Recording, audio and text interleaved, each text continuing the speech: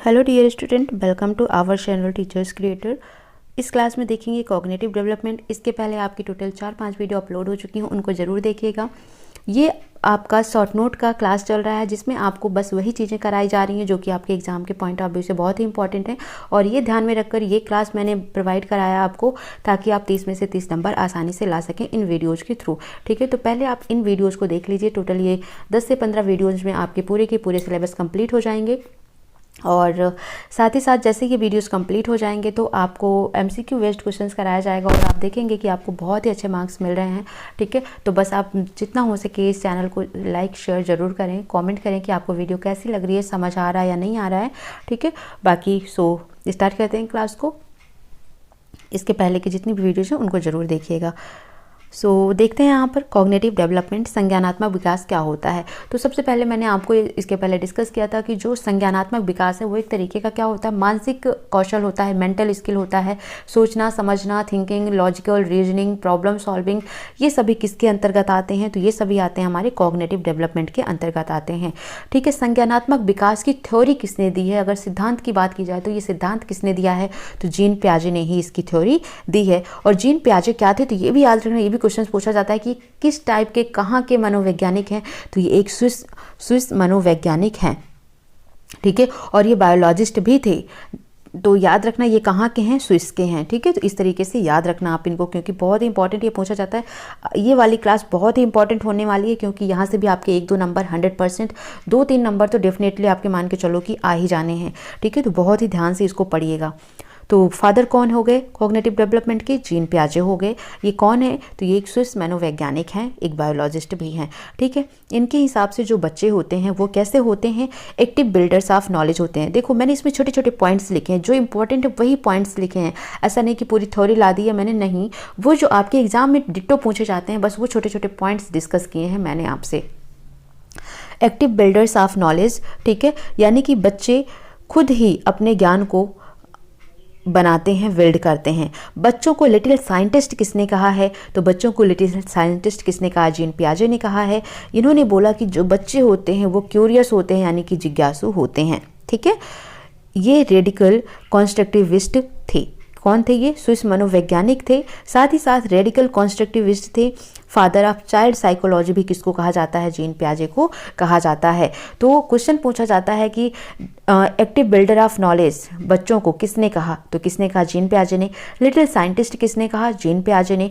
क्यों बच्चे क्यूरियस होते हैं, जिज्ञासु होते हैं, ये किसने कहा? तो ये भी किसने कहा? जीन पियाजे ने कहा। ये तीनों लाइन ही इंपॉर्टेंट हैं कि क्वेश्चन पूछा जा सकता है कि किसने कहा, तो बहुत ही तरीके से इसको याद रखना। अकॉर्डिंग टू जीन पियाजे 4 तत्व या 4 फैक्टर्स होते हैं, ठीक है, जो संज्ञानात्मक विकास के लिए उत्तरदायित्व होते हैं। कौन कौन से हैं वो 4 तत्व? तो सबसे पहले होता है एक्टिविटी, यानी कि एक्सपीरियंस। अनुभव का बहुत बड़ा प्रभाव पड़ता है संज्ञानात्मक विकास पर। नेक्स्ट आता है मैच्योरेशन, यानी कि परिपक्वता। जो परिपक्वता है ये किससे जुड़ी होती है? हेरिडिटी से इसका संबंध डायरेक्ट होता है। थर्ड आता है सोशल इंटरेक्शंस, यानी कि सामाजिक अन्योन क्रिया आप जितना करेंगे, ठीक है, तो वैसे वैसे आप में ज़्यादा से ज़्यादा डेवलपमेंट होता जाता है। नेक्स्ट आता है इक्विलिब्रियम, यानी कि संतुलन की अवस्था। तो याद रखना यहाँ पर कितनी बातें हो गई? ये 4 फैक्टर्स हो गए, 4 तत्व हो गए जो संज्ञानात्मक विकास के लिए बहुत ही इंपॉर्टेंट होते हैं। कौन कौन से? एक्सपीरियंस हो गया, मैच्योरेशन हो गया, सोशल इंटरेक्शंस हो गया और इक्विलिब्रियम हो गया। ठीक है, EMSC इसको याद आप रख सकते हैं ऐसे। ठीक है, क्या हो गया? EMSE, ठीक है, तो ई तो है, बीच में क्या है? MS है। ठीक है, तो EMSE, तो ई से एक्सपीरियंस हो जाएगा, M से क्या हो जाएगा? मैच्योरेशन हो जाएगा, S से सोशल इंटरेक्शंस हो जाएगा और ई से क्या हो जाएगा? इक्विलिब्रेशन हो जाएगा, यानी कि संतुलन की अवस्था हो जाएगी। अब यहाँ पर एक पॉइंट याद रखना, एक्सपीरियंस का मतलब क्या है? बच्चों और बड़ों की सोच प्रकार में क्या होता है? अलग, लेकिन मात्रा में क्या होती हैं? वो बराबर होती हैं। जैसे कि हमारी सोच और है, बच्चे की सोच और है, लेकिन जो वो क्वांटिटी है ना, अमाउंट की बात की जाए, सोचने की जो क्वांटिटी है, अमाउंट है, वो बराबर ही होती है। परिपक्वता में हम ये देखते हैं कि जैसे जैसे एज बढ़ती जाती है, मैच्योरिटी भी क्या होती है? उसी हिसाब से बढ़ती जाती है। ठीक है, क्योंकि जो हमारी ये मैच्योरिटी है डायरेक्टली किससे जुड़ी हुई है? हेरिडिटी से जुड़ी हुई होती है। नेक्स्ट आता है इक्विलिब्रियम की बात करते हैं, संतुलन की बात करते हैं। तो यहाँ पर 2 पॉइंट्स आपको याद रखना। एक तो एडॉप्टेशन, क्वेश्चंस पूछा जाता है, बहुत ही अच्छे से समझना है इसको। और दूसरा होता है ऑर्गेनाइजेशन। तो यहाँ पर सबसे पहले कोई चीज़ आपको बताई गई, ठीक है, कोई भी चीज़ आपको बताई गई कि जैसे कि मान लो कि ये एक प्लेन है, ये उड़ रहा है, ठीक है, तो चिड़िया है, चिड़िया उड़ रही है, तो चिड़िया में क्या लगा है, पंख लगा है।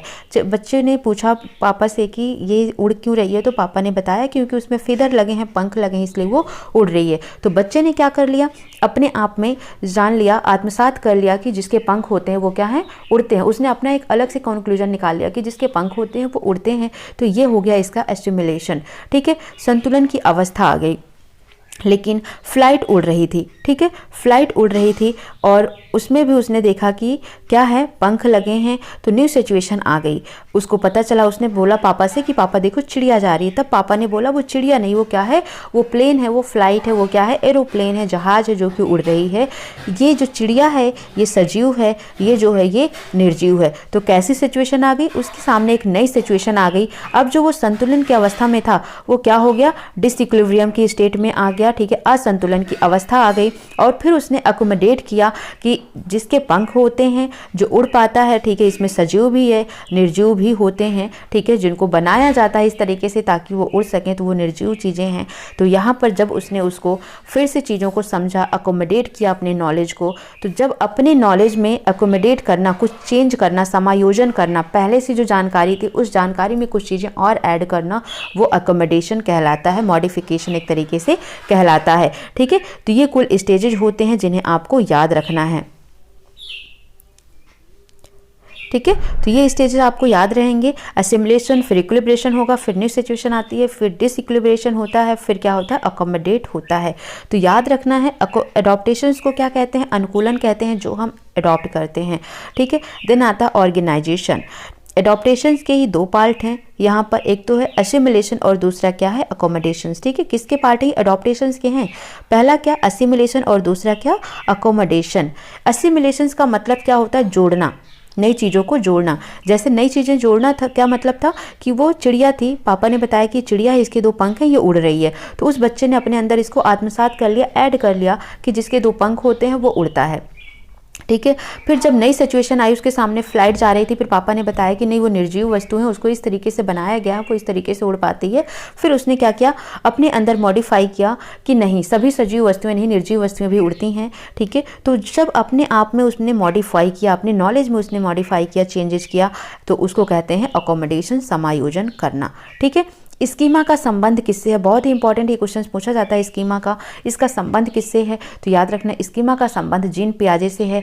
जीन पियाजे ने बताया कि हमारा जो ब्रेन है उसमें क्या होते हैं, छोटे छोटे पैकेट्स होते हैं जो कि इंफॉर्मेशन जिसमें होती हैं, यानी कि सूचनाओं की छोटे छोटे पैकेट्स होते हैं जो कि बिल्डिंग ब्लॉक्स बनाते हैं किसका, ज्ञान का, ठीक है। स्कीमा क्या है, एक तरीके से बिल्डिंग ब्लॉक है किसका, नॉलेज का, या पैकेट्स है किसका, इंफॉर्मेशंस का, ठीक है। तो स्कीमा के बारे में इतना याद रखना है आपको।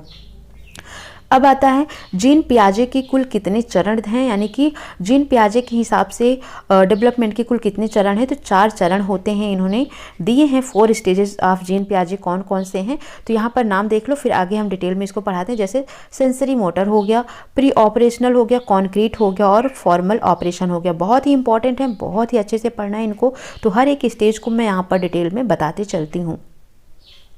सबसे पहला स्टेज जो है जीन पियाजे के विकास की 4 अवस्थाएं हैं। पहला है सेंसरी मोटर स्टेज, ठीक है, जिसको इंद्रिय गामक अवस्थाएं बोलते हैं। क्वेश्चंस पूछा जाता है कि ऑब्जेक्ट परमानेंस किस स्टेज में आता है, बहुत ही अच्छे से पढ़िएगा। ये सभी पॉइंट्स जो एक एक लाइन है, ये एक एक लाइन ही आपके पूछे जाते हैं कि किस स्टेज में आते हैं। जैसे गोल डायरेक्टर बिहेवियर किस स्टेज में होता है, तो सेंसरी मोटर स्टेज में होता है। क्वेश्चंस ये घुमाकर भी पूछा जा सकता है, एप्लीकेशंस के बेस पर भी पूछा जा सकता है। बस आपको याद रखना है इन पॉइंट्स को कि ऑब्जेक्ट परमानेंस, वस्तु अस्थायित्व किस में आता है। देखो 0 से 2 वर्ष का समय है ये सेंसरी मोटर स्टेज, इंद्रिय गामक अवस्थाएं, तो इसमें बच्चा वस्तुओं को पहचानना सीख जाता है। डिफरेंस इमिटेशंस, बड़ों को देखकर नकल करना भी आने लगता है, ठीक है। गोल डायरेक्टेड बिहेवियर, किसी वस्तु को देखकर उस तक पहुंचने का वो प्रयास करता है। सेंसेस आर टीचर, जो ज्ञानेंद्रियां हैं, जैसे आंख, नाक, कान से देखता है, सुनता है, समझता है, तो ये ज्ञानेंद्रियां ही उसकी उस टाइम पर क्या होती हैं, टीचर्स होती हैं, ठीक है। तो जो ये 0 से 2 वर्ष की अवस्था होती है इसको सेंसरी मोटर स्टेज बोला जाता है। इसमें बच्चों में वस्तु का स्थायित्व हो जाता है, ऑब्जेक्ट परमानेंस हो जाता है, बड़ों को देखकर नकल करना सीख जाते हैं, जिसको डिफर्ड इमिटेशंस बोला जाता है। गोल डायरेक्टेड बिहेवियर होता है, ठीक है। जैसे कि बड़ों को देखकर नकल करना, बच्चे हो गए, ठीक है, तो वो डॉल लेते हैं, उसको अच्छे से सजाते हैं, तैयार करते हैं, ठीक है। मम्मी तैयार हो रही है तो खुद भी शीशे के सामने जाकर खड़े होकर तैयार हो जाते हैं, ठीक है। पापा शेविंग कर रहे हैं तो बच्चे भी शेविंग करने की कोशिश करने लगते हैं। तो ये होता है कि जो बड़ों को देखकर नकल करना आ जाए तो वो सेंसरी मोटर स्टेज में ही होता है। तो ये चारों पॉइंट्स याद रखना है आपको सेंसरी मोटर स्टेज में। नेक्स्ट आता है प्री ऑपरेशनल स्टेज, ठीक है, यानी कि ये 2 से 6 वर्ष का समय होता है, पूर्व संक्रियात्मक अवस्था होती है। बहुत ही इंपॉर्टेंट टाइप है क्योंकि क्वेश्चन पूछा जाता है कि ईगोसेंट्रिज्म, अहम केंद्रिता किस स्टेज में आता है बच्चों में, तो प्री ऑपरेशनल स्टेज में होता है। ट्रांसडक्टिव रीजनिंग, ठीक है, यानी कि बिना लॉजिक के ही रीजन देने की वो कोशिश करते हैं तो उसको बोला जाता है ट्रांसडक्टिव रीजनिंग। तो ट्रांसडक्टिव रीजनिंग किस में होता है, तो ये होता है आपका प्री ऑपरेशनल यानी कि पूर्व संक्रियात्मक अवस्था में होता है। अहम केंद्रिता, ठीक है, उनको लगता है कि जो मैं सोचता हूँ वही सच है, वैसा ही सभी सोचते हैं। तो ईगोसेंट्रिज्म भी 2 से 6 वर्ष में यानी कि पूर्व संक्रियात्मक अवस्था में होता है। इरिवर्सिबिलिटी यानी कि पलटाव नहीं कर पाते हैं वो। प्री ऑपरेशनल स्टेज में ही आपको 2 पॉइंट्स देखने को मिलते हैं, एक तो होता है प्री कॉन्सेप्चुअल और दूसरा होता है इंट्यूटिव। तो 2 से 4 वर्ष का जो समय होता है इसको बोलते हैं प्री कॉन्सेप्चुअल, ठीक है, यानी कि इसमें बच्चा प्रतीक को समझने लगता है, सिंबल से, एनिमलिज्म से, तो ये सभी चीज़ें वो समझने लगता है। जैसे कि एप्पल को देखा, ठीक है, उसको एप्पल की स्पेलिंग नहीं आती लेकिन उसने ये फ्रूट्स देख लिया, उसको पता है ये सेब है तो वो समझ जाता है कि ये क्या है, एप्पल है, ठीक है। उसने पैरट देखा, उसको स्पेलिंग भले ही ना पता, वो समझ जाता है कि हाँ ये क्या है, पैरट है, ठीक है। तो इस तरीके से वो सिंबॉलिक रिप्रेजेंटेशन को समझ जाता है। ये 2 से 4 वर्ष की अवस्था में होता है। एनिमिज्म समझ जाता है, तो ये सभी चीज़ें उसमें आ जाती हैं। प्री कॉन्सेप्चुअल स्टेज कहलाता है 2 से 4 वर्ष का। इंट्यूटिव 4 से 7 वर्ष का जो समय होता है जिसमें बच्चा बहुत सारे क्वेश्चंस करता है कि ऐसा क्यों है, क्यों ऐसा मैं कर दूंगा तो क्या होगा, ठीक है। तो क्वेश्चनिंग का स्टेज जो होता है वो 4 से 7 का होता है जिसको इंट्यूटिव स्टेज बोला जाता है। ये भी किस में आता है, प्री ऑपरेशनल में ही आता है।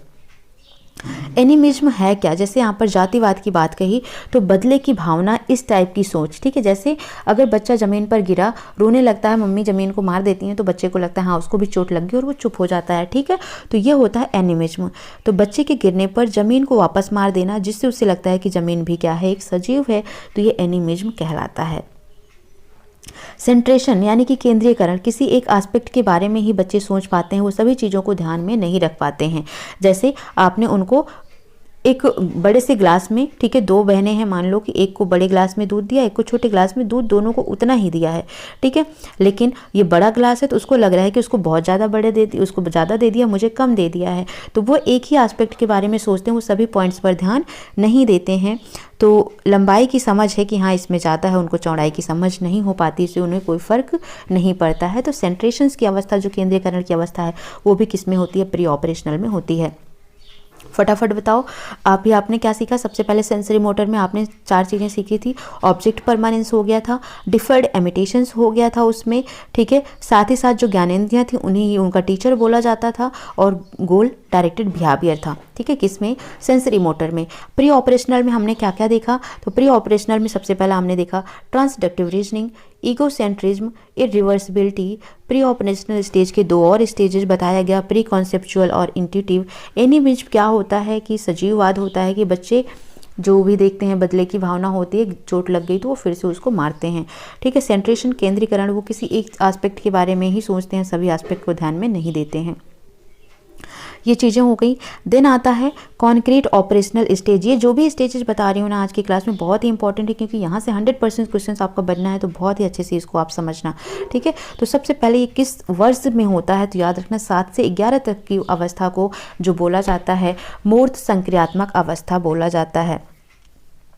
मूर्त का मतलब क्या होता है, कॉन्क्रीट का मतलब क्या होता है, जो चीज़ें दिखाई देती हैं, देख कर चीज़ों को जो लॉजिक लगाना वो होता है। इसको लेटर चाइल्डहुड स्टेज भी बोला जाता है ना, उत्तर बाल्यावस्था 7 से 11 वर्ष में ही तो होता है, तो ये बोला जाता है इसको।